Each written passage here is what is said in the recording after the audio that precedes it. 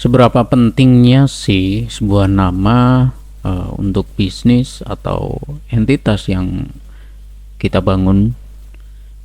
Ya, menurut saya ini sangat penting karena suatu hari nanti nama ini akan menjadi sebuah brand serta berubah menjadi aset intangible yang tinggi nilainya kalau dibangun dengan benar dan baik. Bahkan nama ini bisa jadi lebih mahal dari aset fisik yang kita miliki. Percaya atau enggak, terserah sampean. Terus gimana caranya nih? Memberikan sebuah nama untuk keperluan bisnis ataupun entitas yang akan kita bangun ini bukanlah hal yang mudah, karena banyak faktor yang mesti dipertimbangkan hingga pada akhirnya kita putuskan sebuah nama yang oke dan mantep di hati kita. Semua ada ilmunya dan nggak sembarangan juga kita kasih nama, apalagi yang berkaitan dengan bisnis ataupun entitas yang akan dijalankan dalam jangka yang panjang. Kalau dibilang ribet, nggak juga sih. Tapi ini menjadi hal yang penting. Meskipun hanya sekedar nama, tapi ya kembali lagi ke tadi itu, bahwa nama ini akan menjadi aset besar. Bahkan segala konteks hukum juga mesti diperhatikan pula. Belum lagi kita bicara dari sisi persepsi di benak konsumen terhadap nama yang akan kita bikin nantinya. Misalnya nih, kita bikin usaha dengan nama es ngocok muncrat.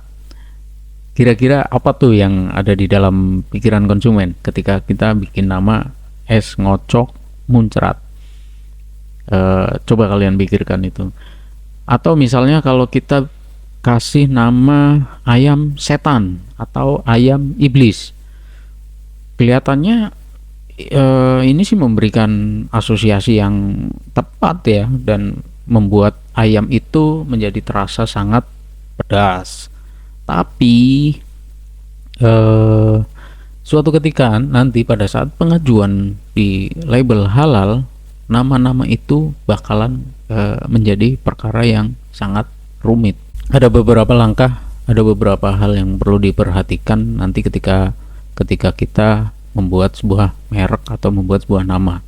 Yang pertama, pelajari dengan baik siapa target market kita, mana yang menjadi pesaing kita. Perhatikan nama-nama brand dari pesaing kita itu apa aja, dari A sampai Z dan seterusnya. Terus yang kedua, cari nama yang relevan dengan target market yang akan kita bangun. Semisal nih, kalau target marketnya ternyata anak-anak, kenapa kita harus pakai nama yang berkaitan dengan orang-orang dewasa? Itu kan udah pasti nggak nyambung. Nah, yang ketiga, pastikan namanya keren di mata target market dan inilah yang akan dengan mudah dikenal oleh publik. Keempat, setelah dapat nama tersebut yang pas dan cocok di hati kita, usahakan di list nih, jangan hanya satu nama, minimal itu 5 sampai 10 nama yang sudah kita pilih. Kemudian cek di websitenya HKI nama-nama yang sudah kita tentukan tersebut. Dari 10 nih, dari 10 nama yang sudah kita tentukan, sudah kita cek mana aja nih yang kira-kira belum dipakai oleh orang. Kemudian baru pilih lebih spesifik lagi satu nama yang benar-benar cocok di hati kita. Kalau sudah dapat satu nama yang aman dan belum dipakai oleh orang lain, sekarang tinggal pelajarin maknanya yang lebih mendalam. Nama yang sudah kita pilih satu itu, coba belajarin untuk apa arti yang lebih mendalamnya. Kemudian jangan lupa untuk di googling. Saya biasanya googling dengan nama yang sudah saya tentukan itu satu. Kemudian saya memastikan bahwa nama yang saya pilih itu tidak terasosiasi dengan konotasi yang buruk ataupun berkaitan dengan hal yang sifatnya negatif. Oke, kesimpulannya, nama yang tepat, cocok di hati, mudah dilafalkan, mudah diingat, ini akan menjadi sangat powerful dan tentunya ini bisa diterima dengan mudah oleh target market yang sudah kita bidik. Pastikan juga